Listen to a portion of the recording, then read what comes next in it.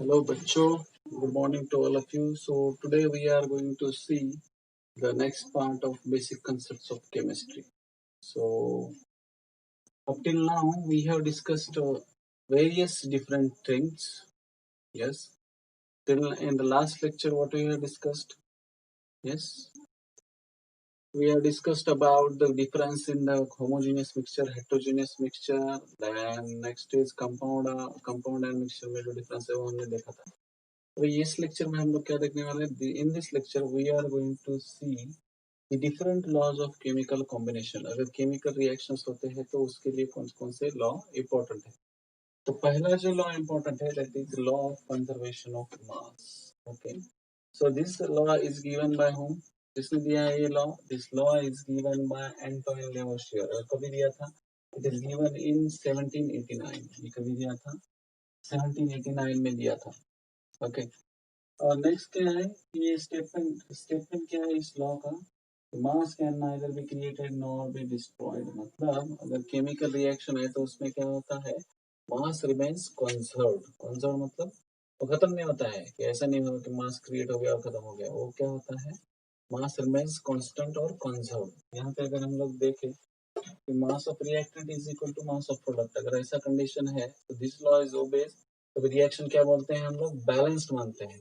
Yes, chemical reactions और equation हमने 10 standard में हम लोगों ने देखा है. वहां पे अगर लेफ्ट हैंड साइड का जो रिएक्टेंट है उसका अगर मास राइट हैंड साइड में जो रिएक्टेंट प्रोडक्ट है उसके अगर इक्वल है तो we can say that this reaction is balanced. Means it obeys law of conservation of mass. मतलब बैलेंस जो रिएक्शन है वो क्या करते हैं? Law of conservation of mass obey करते हैं. वेयर एज अनबैलेंस रिएक्शन जो रहती है वो क्या करते हैं? लॉ ऑफ कंजर्वेशन ऑफ मास जो है वो क्या करती है? डिसओबे करती है. ओके, तो यहाँ पे अगर देखेंगे तो H2 plus O gives H2O. H2 का मास कितना है? 2 ग्राम. और ये कितना है? Oxygen 16 gram. और H2O का अकेले का मास कितना है बच्चों? It is 18 gram. तो अगर हम लोग देखें तो LHS का mass of reactant is equal to the mass of product. ये कंडीशन यहाँ पे ओबे हो रहा है. तो ये क्या है? This is balanced equation. We can say balanced equation. ठीक है,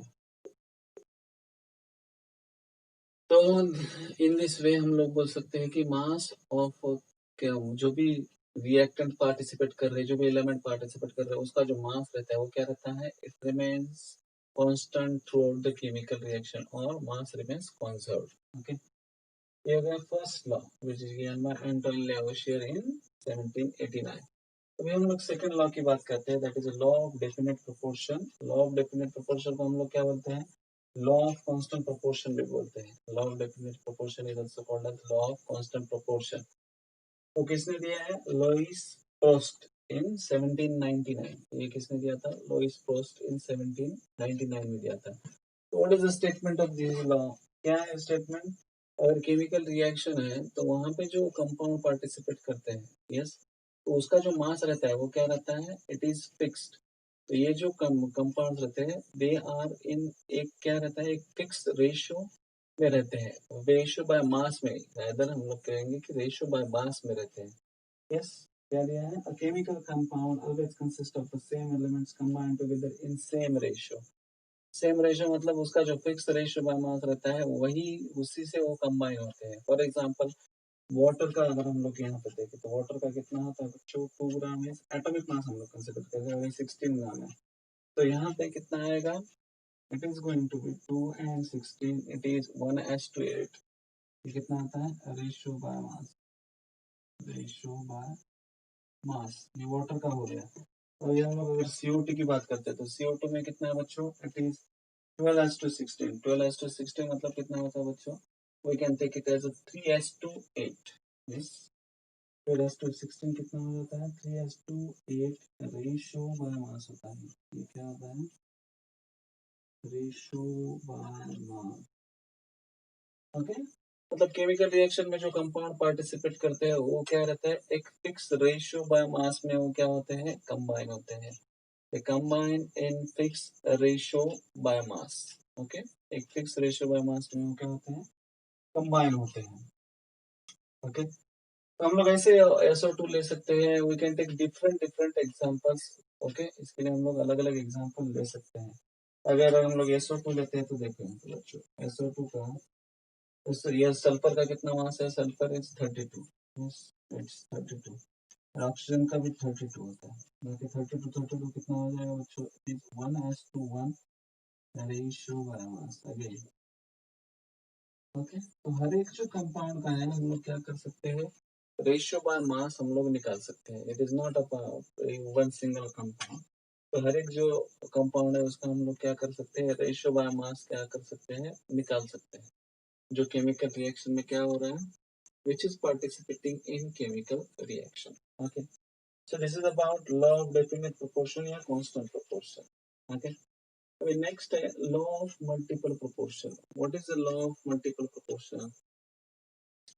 जैसे ये कांस्टेंट प्रोपोर्शन, वहाँ पे मल्टीपल प्रोपोर्शन। मल्टीपल प्रोपोर्शन मतलब अगर एक अगर कंपाउंड है और वो अगर डिफरेंट मतलब दोनों रिएक्शन में इन्वॉल्व है, फॉर एग्जांपल यहाँ पे दिया है अगर C प्लस O है, वो क्या क्या फॉर्म कर रहा है, it is CO, C plus O2 it is forming CO2। तो यहाँ पे कार्बन और ऑक्सीजन क्या है, दोनों रिएक्शन में इन्वॉल्व है। Yes, that is formation of carbon monoxide also and formation of carbon dioxide also.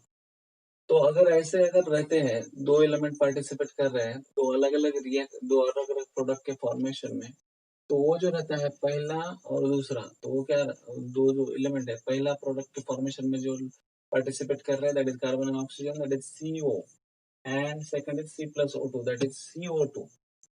Okay, तो वो क्या रहेंगे, ये दोनों रिएक्शन के जो, अगर हमने ऑक्सीजन ऑक्सीजन का पार्टिसिपेशन का रेशियो लिया और कार्बन कार्बन का रेशियो लिया, तो दे आर इन क्या है, फिक्स रेशियो बाय मास में है। ओके, अलग अलग रिएक्शन में पार्टिसिपेट हो रहे हैं, इसलिए उसको हम लोग क्या बोलते हैं, मल्टीपल प्रोपोर्शन। मल्टीपल मतलब एक से ज्यादा अगर आप लेते हो तो उसको हम लोग क्या बोलेंगे, we call it as multiple. Multiple हम लोग उसको ये करते हैं। तो यहाँ पे देखो स्टेटमेंट क्या है, पहले हम लोग देखेंगे कि ये किसने किया, law of multiple proportion is given by which scientist, it is given bye Dalton. ये किसने दिया है, डाल्टन ने, और कितने में दिया है, 1803 में दिया है, 1803 में। मतलब पहले ये लॉ डिस्कवर हुआ 1789 में, उसके बाद 1799 एंड देन 1803 में लॉ ऑफ मल्टीपल प्रोपोर्शन है। व्हाट इज द स्टेटमेंट, जहाँ पे when two elements combine to form two or more compounds, यहाँ पे क्या है, दो अलग कंपाउंड, दो या दो से ज्यादा ही बोला है। यहाँ पे हम लोग देखते हैं CO एंड CO2 है। क्या हो रहा है, mass of one element which combine with fix mass of other, दूसरे के साथ है, bear a simple ratio two one another. वो क्या करते हैं, एक दूसरे से एक सिंपल रेशियो में वो क्या होते हैं, कंबाइन होते हैं। तो यहाँ पे अगर हम लोग देखेंगे तो क्या है, they are combining in simple simple ratio. अगर कार्बन कार्बन की बात करें तो इसका रेशियो देखो बच्चों, कार्बन का यहाँ पे भी 12 है और यहाँ पे भी अगर हम लोग मास करें 12:1, 12:12 तो कितना हो जाता है बच्चों, इट इज 1:1। ये कितना हो रहा है, 1:2 है। और वहाँ पे अगर हम C प्लस O2 की बात करते हैं, yes it is giving CO2। अगर हम लोग कार्बन की बात छोड़ के ऑक्सीजन की बात करें तो ऑक्सीजन कितना रेशो में है बच्चों, पहले यहाँ पे तो एक ही ऑक्सीजन और यहाँ पे कितना है, O2 है। यस, तो कितना हो रहा है, यहाँ पे एक हो मतलब कितना मास हो जाता है, 16, और O2 मतलब कितना आ रहा है बच्चों, how much is the mass, it is 32। वो कितना हो रहा है, 32। ये कितना हो जाता है, 1:2। Yes, it is 1:2। ये रेशियो क्या हो रहा है, 1:2 ratio by mass. Again it is ratio by mass, ठीक है ना, ये भी क्या है, रेशियो बाय मास है। तो ये क्या हो रहा है बच्चों, this is law of multiple proportion. और सर बोलेंगे और कौन सा एग्जांपल है, और कौन सा लिख सकते हैं, you can take the formation of SO2 and SO3। हम लोग अगर यहाँ पे देखो S प्लस O2 कितना हो जाता है, SO2, और S प्लस O3 कितना हो रहा है, इट इज SO3। अगर हम लोग सल्फर की बात करें तो यहाँ पे देखो सल्फर तो कुछ हिला ही नहीं है, सल्फर का कुछ प्रोपोर्शन चेंज हुआ है बच्चों, आई डोंट थिंक कि कुछ चेंज हो रहा है। यहाँ पे S एक है, यहाँ पे भी X है। 32:32 it is always 1:1, it is with regards two sulphur. ठीक है, ये सल्फर हो गया। ठीक है, अगर हम लोग यहाँ पे अगर ऑक्सीजन की बात करते हैं बच्चों, तो ऑक्सीजन की अगर हम लोग बात करेंगे तो यहाँ पे देखो O2 और O3 है। Okay, it is O2 and O3। O2 देखो, O2 कितना होता है बच्चों, इट इज O2 मतलब कितना हो रहा है, O2 इज 32 ग्राम। ओके, और O3 कितना हो रहा है बच्चों, O3 मतलब इट इज ओजोन। तो एक अगर ऑक्सीजन है तो उसका एटॉमिक मास कितना रहता है बच्चों? 16। अगर 3 है मतलब कितना हो गया? It is 48 gram. ओके, ठीक है। तो ये 32 यहाँ पे पहले रिएक्शन में, और दूसरे रिएक्शन में कितना है बच्चों? It is 42 48 gram. अगर हम लोग अभी now if we take the ratio of them, 32 as to क्या लेना है? 48। तो यहाँ पे देखो 32 एज टू 48 अगर हम बोल देंगे तो कितना आएगा? यहाँ पे देखो 16 टू सा 32 and 16 threes are 48. तो रेशियो बाय मास कितना था बच्चों? रेशियो बाय मास, ओके, तो कितना आ रहा है? It is 2:3। ये रेशियो कितना हो रहा है? It is 2:3। यस। तो ये हम लोग बोल सकते हैं कि this is law of multiple proportion. मगर मतलब क्या है कि अगर एक से ज्यादा अगर कंपाउंड में अगर एक एलिमेंट इन्वॉल्व है, फॉर एग्जांपल यहाँ पे ऑक्सीजन है, अगर हम लोग दूसरा भी ले सकते हैं, अगर यहाँ पे इन्वॉल्व है तो देन व्हाट हैपेंस? देन अगर हम लोग क्या करते हैं, जो रेशियो लेंगे, अगर यहाँ पे हमने ऑक्सीजन का लिया, वहां पे हम लोग अगर दूसरा भी कंपाउंड अगर फॉर्मेशन में दूसरे का ले सकते हैं, तो क्या होता है? They are in a certain ratio by mass. ठीक है ना? वो क्या है? एक रेशियो बाय मास में एक दूसरे से रहते हैं। Okay, that is called as what? Law of multiple proportion. Okay, अभी नेक्स्ट जो लॉ है that is Gay Lussac's law of gaseous volume. अभी ये देखो, दिस इज मतलब एक एक साइंटिस्ट अगर हम लोग देखें यहाँ पे, ये पहला देखिए 1789, दूसरा 1790, मतलब 89 से अगर 99, मतलब विद इन 10 ईयर्स इसने क्या कर दिया? दूसरा लॉ डिस्कवर किया। यहाँ पे 1799 और 1803, मतलब कितना है बच्चों डिफरेंस? अराउंड 5 ईयर्स के स्पैन में डाल्टन ने ये लॉ डिस्कवर किया। ओके, और अगर हम लोग ये दोनों की बात करें, 1803 थी 1808, मतलब कितना हो रहा है? Only difference of 5 years. तो 5 ईयर्स के स्पैन में उसने क्या किया? गेलो-सैक्स ने उसका लॉ डिस्कवर किया, that is law of gaseous volumes. मतलब क्या है यहाँ पे? गैसियस वॉल्यूम्स, उसका नेम ही क्या है? हमको सजेस्ट कर रहा है।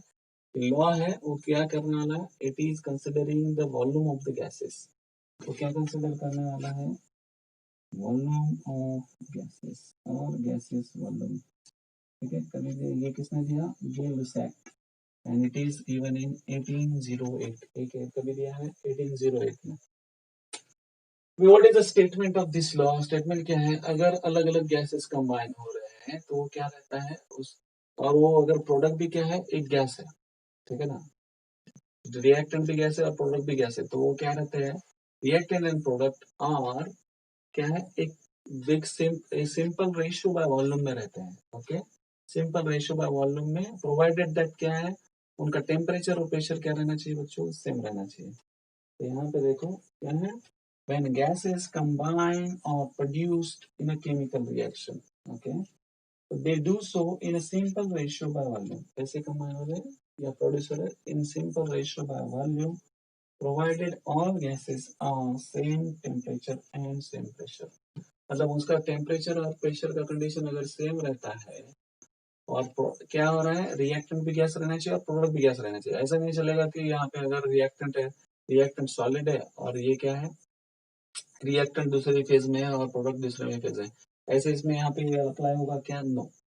गैसेस ये क्या है? Purely it is applied for gases. ये किसके लिए अप्लाई होने वाला है? It is completely applied for gases.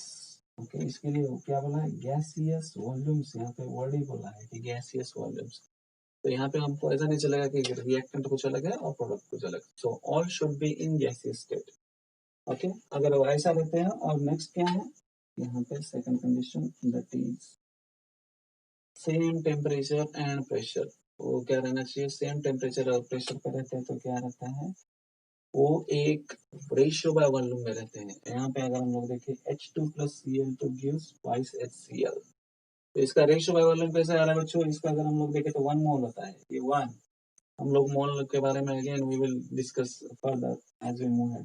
यहाँ पे 1, यहाँ पे 1 और यहाँ पे क्या है? 2 है। तो इनका रेशियो अगर हम लोग देखें तो क्या आएगा बच्चों? 1:1:2।